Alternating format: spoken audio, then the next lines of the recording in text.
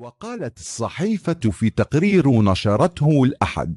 3 ديسمبر 2017 إن هذا البرنامج العلاجي يتم تطبيقه في مركز الأمير محمد بن نايف للمناصحة والتأهيل، ويشرف عليه رجال الدين وعلماء النفس، ويعمل على منع المدانين الذين قضوا مدة عقوبتهم من العودة إلى العنف من خلال ما يسميه المشورة الدينية وإزالة السموم الأيديولوجية. ونقلت الصحيفة عن جون هورغان الخبير الأمريكي في جامعة جورجيا قوله لوكالة فرانس برس إن جهود السعوديين تستحق الثناء لأنها محاولة لتقديم شيء مختلف، فقد كانوا من أول من حاول هذا العلاج الحديث للإرهابيين. ومن جهته قال يحيى أبو ماجد مدير المركز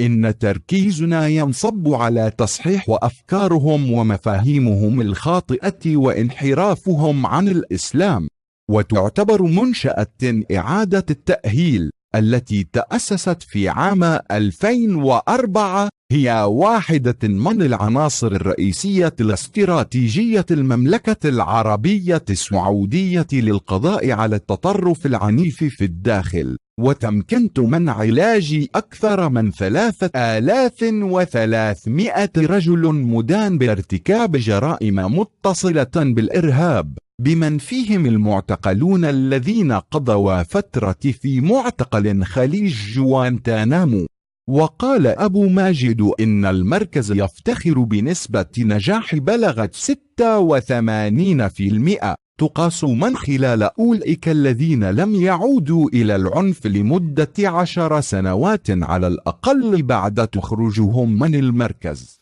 وقالت